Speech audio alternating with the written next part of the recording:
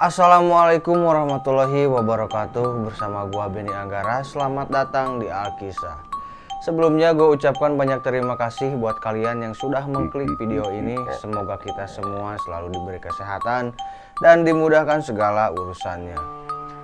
Seperti biasa, di kesempatan kali ini gue akan membawakan sebuah kisah dari terowongan Paledang yang merenggut 12 korban jiwa pada beberapa tahun lalu. Jadi gimana kisahnya? Simak videonya sampai selesai.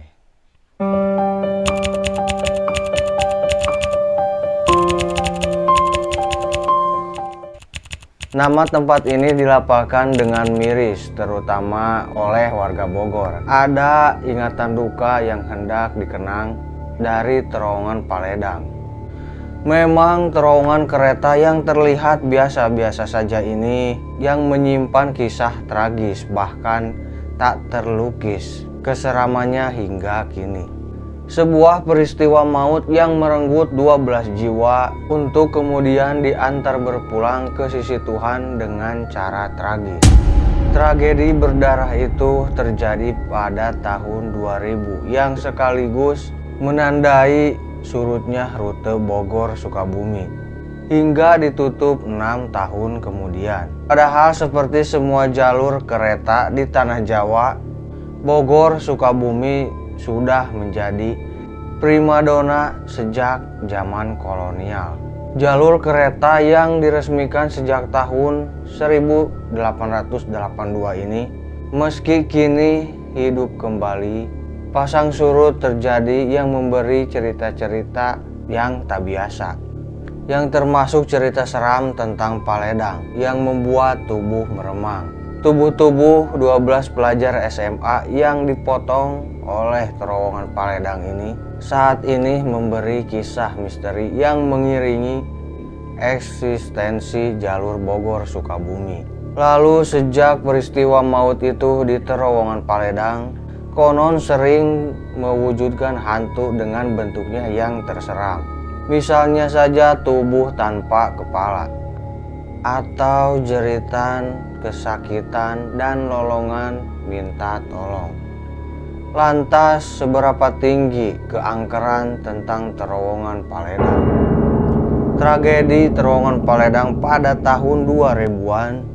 Tragedi berdarah terjadi di perlintasan kereta api Bogor-Sukabumi. 12 nyawa remaja meregang sia-sia di atas gerbong kereta Bogor-Sukabumi. Para remaja itu tewas mengenaskan setelah membentur terowongan, dan terowongan ini menjadi area mistis. Setelah membentur terowongan dan terowongan ini menjadi area mistik yang membuat bulu kuduk merinding. Meski peristiwa itu sudah lewat 3 windu, tapi kengerian dan duka paling dalam belum sembuh oleh tercabiknya 12 pelajar SMA di terowongan Paledang. Mereka adalah jiwa-jiwa pemberani yang tak pernah bermimpi akan diantar pulang ke sisi ilahi dengan cara yang paling ngeri. Tubuh-tubuh mereka berguguran, berserpihan, serta menyebar tangis setelah dipotong oleh pembantas terowongan yang pendek. 12 nyawa diserahkan dengan sia-sia kepada peristiwa naas yang traumatis, yang tak terobati meski sudah dibasuh waktu sepanjang 18 tahun.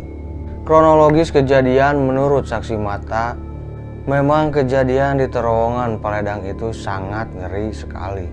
Mereka menyaksikan dari atap gerbong kereta api, orang loncat karena terbentur dinding terowongan. Bahkan mereka menyaksikan orang-orang berguguran semacam kapas, terlempar dan terpisah-pisah anggota tubuhnya. Berdasarkan keterangan saksi mata, memang saat itu atap kereta penuh banyak orang, termasuk 12 pelajar SMA dari Bekasi itu.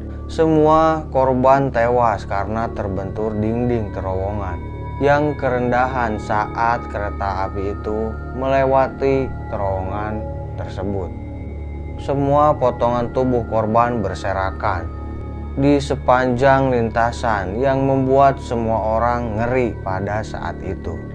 Mereka yang ikut menyaksikan 12 anak muda meregang nyawa dalam peristiwa berdarah terowongan Paledang sejatinya sudah mengubur peristiwa buruk itu. Sebab tidak ada yang bisa diceritakan selain kengerian yang luar biasa.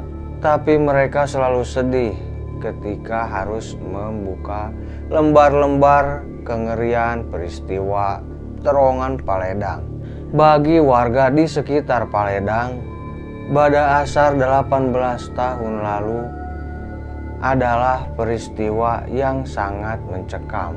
12 tubuh yang dicabik oleh terowongan berserakan yang memberi serpih-serpih pemandangan perih. Satu persatu warga mengumpulkan potongan-potongan tubuh itu dengan rasa nelangsa. Semua warga bisa bercerita tentang peristiwa di tahun 2000 itu dengan versi masing-masing, tapi yang selalu sama adalah himpitan rasa duka yang tak terkelupas dari ingatan. Mereka masih menyimpan ingatan perih itu, nyaris di setiap inci dari kejadian dramatis ini.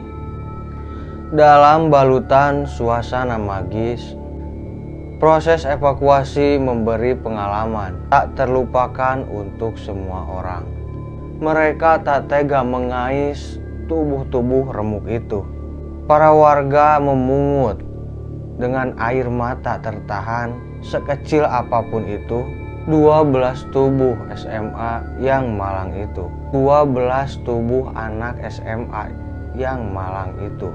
Bahkan menurut pengakuan warga, ada juga korban yang sudah terpisah pinggulnya dengan usus. Tergurai tapi masih bisa bertanya kepada warga, "Saya masih hidup ya?" Ketika malam benar-benar memeluk Paledang, suasana bertambah gundah. Senyap yang terus merayap justru memberi hati semakin miris. Para warga yang masih belum bisa percaya dengan peristiwa maut itu bertambah kalut melihat tikus berpesta di terowongan Paledang. Warga melihat tikus-tikus itu menjarah serpihan tubuh ke-12 anak SMA itu yang tak bisa lagi ditemukan. Ngeri sekaligus ngilu melihatnya. Cerita mistis tentang terowongan Paledang dibuka pada malam pertama ketika kawanan tikus itu berpesta. Malam-malam terowongan Paledang berubah seram selamanya. Peristiwa-peristiwa mistis nyaris menjadi penghias setiap malam. Hanya sedikit orang saja yang berani mendekati terowongan Paledang pada malam hari. Itu pun harus menyiapkan diri untuk bertemu dengan berbagai perwujudan makhluk halus. Banyak warga yang memiliki pengalaman seram bertemu makhluk halus penunggu terowongan yang disinyalir sebagai perwujudan dari 12 anak SMA tersebut. Hampir di setiap malam, warga sering mendengar jeritan minta tolong yang dari mana asalnya. Warga juga sering bertemu dengan perwujudan sosok tanpa kepala yang berjalan-jalan di sekitar perlintasan kereta api. Selembar demi selembar, kisah supranatural dituliskan. Kejadian-kejadian mistis menyebar hingga memberi penghias mistis terowongan Paledang. Jadi itulah kisah dari terowongan Paledang yang merenggut 12 korban jiwa anak SMA. Buat kalian yang baru saja menonton video ini sampai habis, gua doakan semoga kita semua selalu diberi kesehatan dan dimudahkan segala urusannya, dimudahkan rezekinya.